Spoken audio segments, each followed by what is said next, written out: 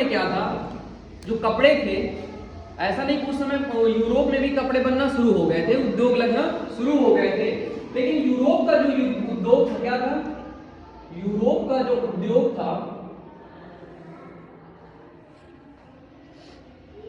वो अभी पूरी रूप से क्या था, फैला नहीं था, मतलब उसका प्रचार प्रसार नहीं हुआ था, लोग इतना ज्यादा नहीं जानते थे। और वहां जो बनता था वो क्या होता था, थोड़ा मोटा, जो भारतीय भारतीय कपड़ों की डिमांड क्यों थी, भारतीय कपड़ों की विश्व भर में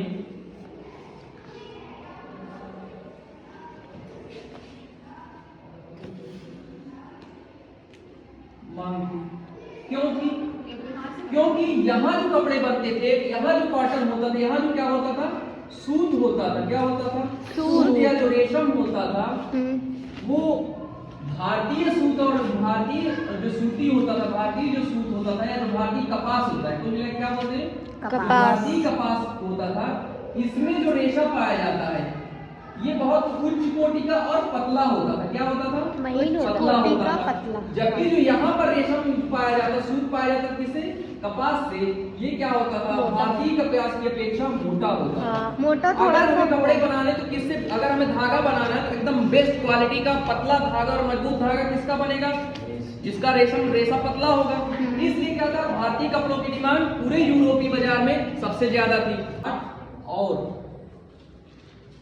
1770 के दशक में इन्होंने क्या किया, नियंत्रण, जो इनका सत्ता नियंत्रण था, क्या था, सत्ता नियंत्रण था, इसको और बढ़ाया। क्या किया? बढ़ाया। क्यों बढ़ाया? क्योंकि अभी भी क्या था, इस टाइम पे जब 1760 में भी क्या हुआ था, जो यूरोप के उद्योग थे, क्या थे, यूरोप के उद्योग थे,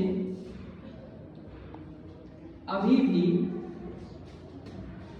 फैल नहीं पाए थे, विकसित नहीं हो पाए थे, मतलब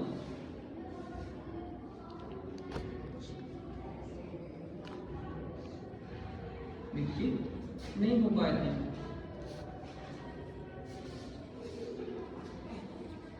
और अभी भी भारतीय कपड़ों की मांग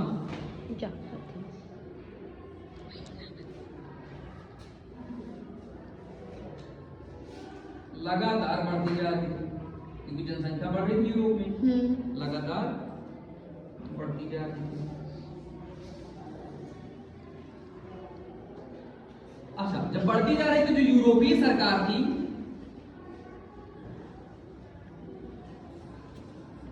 वो भी भारत का जो निर्यात, मतलब भारत से जो आयात होता था, भारतीय आयात को भी बढ़ावा देना चाह रही थी।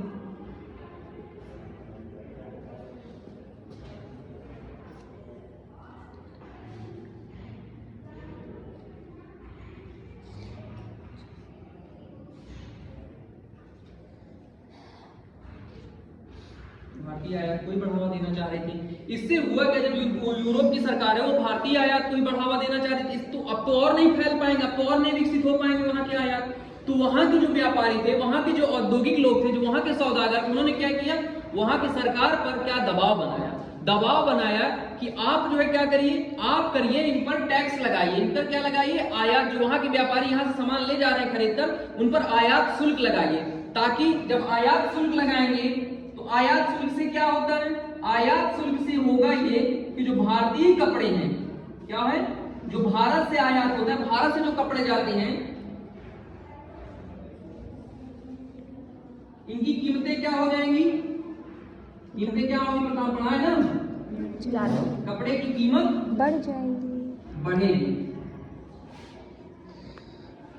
जब भारतीय कपड़ों की कीमत बढ़ेगी तो हो सकता है यूरोपीय लोग क्या करने लगे, यूरोप में या जो वहां पे यूरोप में एक मैनचेस्टर था, जो किस लिए जाना जाता था, सूती कपड़ों के लिए जाना जाता था, वहां कपड़े बनाए जाते थे, उसको विकास करने का, उसको विकसित होने का मौका मिलेगा। ठीक है, इतना समझ में आया। मगर टैक्स लगाने के बाद भी वहां के कपड़े की जो मांग थी, या भारतीय कपड़ों की जो मांग थी, वो घटी नहीं। क्यों? क्योंकि भारतीय कपड़े बहुत पतले होते थे और बहुत सॉफ्ट होते थे। ठीक है, इसलिए इतना क्या कि जब फ्रेंच और डच पुर्तगालियों से मांग बढ़ रही थी वहां पर किसकी, यूरोप में जो भारतीय कपड़ों की मांग बढ़ रही थी, भारतीय कपड़ों की, जो सूती वस्त्रों की, रेशमी वस्त्रों की जब मांग बढ़ी तो इनको यहाँ से उच्च दामों पर कपड़ा खरीदना पड़ता था। क्यों? क्योंकि इनके कंपटीशन में और भी लोग थे और यहाँ के जो सौदागर थे, यहाँ के जो बुनकर थे, उच्च दामों पर उनको बेचते थे। भाई जहां से उनको अच्छा पैसा मिलेगा वहां पर वो बेचेंगे, ठीक है। अब जहां पर, तो इसके चक्कर में इनको क्या करना पड़ता था, बहुत महंगे दामों पर कपड़े खरीदने पड़ते थे। इन्होंने क्या किया, इन्होंने किया ये कि जहां पर इनका नियंत्रण था वहां के बुनकरों ने पे इन्होंने और नियंत्रण को बढ़ाया। क्या किया? नियंत्रण को और बढ़ाया। और नियंत्रण को बढ़ाने की का जो तरीका था वो कई स्टेप में था, कई चरणों में था। जिसमें पहला स्टेप क्या था कि ईस्ट इंडिया कंपनी और जो बुनकर थे उनके बीच में जो दलाल होते थे वो भी पैसा कमा लेते थे, जिनकी वजह से जो इनकी डील करवाते थे वो भी पैसा कमाते थे, तो रेट और बढ़ जाता था। तो इन्होंने सबसे पहले क्या किया, उनको समाप्त कर दिया। क्या कर दिया? समाप्त कर दिया। और समाप्त करने के बाद नियंत्रण कायम करने के लिए, किस लिए? नियंत्रण कायम करने के लिए इन्होंने एक पद सृजन किया। क्या किया? एक सरकारी पद का सृजन किया। और इस सरकारी पद का नाम क्या था? गुमास्त। क्या था? गुमास्त। गुमास्त, यही पूछ रही थी, गुमास्त, ठीक है। अब ये गुमास्त क्या होता था? ये अंग्रेजों का एक अधिकारी होता था। क्या होता था? ये होता था अंग्रेजों का एक अधिकारी होता था।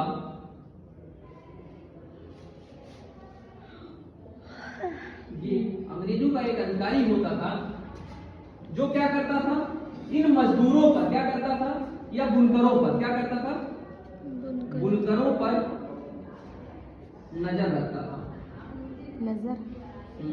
नजर रखने का मतलब कहीं ऐसा ना हो कि बुनकर महंगे दाम, कहीं कोई दूसरी कंपनी चुपचाप आए और महंगे दामों पर इन चीजों को, कपड़े को खरीद ले और फिर हम न रह पाए। तो क्या करता था, ये उन पर नजर रखता था। नजर रखने के सिवाय ये और क्या करता था, नजर रखने के सिवाय ये क्या करता था, उनको कर्ज देता था। किसको? किसानों को। अब देखो, अब कोई और प्रेजेंट टाइम में कंपटीशन बहुत अच्छा था, तो इन्होंने जब दलाल वलाल खत्म हो गए, सिर्फ डायरेक्ट कंपनियां खरीदने लगी, तो इन बुनकरों को भी अच्छा पैसा मिलने लगा। क्या था, जो बुनकर थे इनको अच्छा पैसा मिलने लगा। तो इन्होंने जो कई बुनकर ऐसे थे इनके पास छोटे छोटे क्या थे, खेत वगैरह भी थे, छोटे छोटे खेत थे। और खेतों से ही क्या करते थे, अपने परिवार के लिए अनाज उगाते थे। ये सब बंद कर दिया, अनाज उगाना क्या कर दिया, बंद कर दिया। और पूरे परिवार उसको क्या कर दिया, खेतों को क्या कर दिया, किराए पर दे दिया। खेतों को क्या किया, किराए पर दे दिया। और पूरी फैमिली की क्या करने लगी, पूरा परिवार, चाहे बच्चा हो कोई भी हो, पूरा परिवार क्या करता था, कपड़े बनाता था।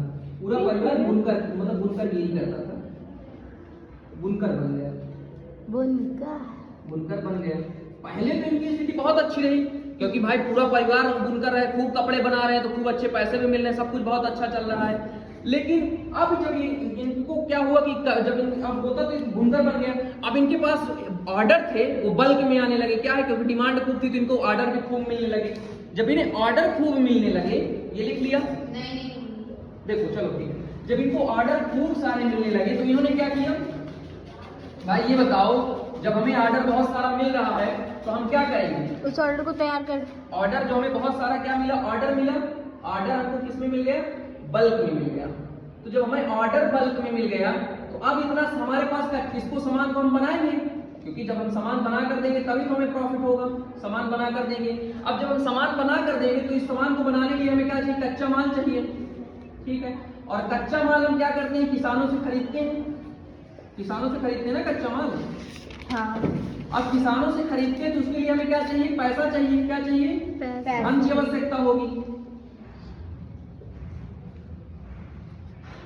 जब धन की आवश्यकता होगी, और हम इतने बड़े बुनकर तो हो नहीं गए कि हमारे पास पैसा ही पैसा है, पैसा ही पैसा, डॉलर ही डॉलर, ऐसा तो कुछ है नहीं। गाना सुने नहीं, पैसा ही पैसा, डॉलर ही डॉलर, ऐसा कुछ नहीं था।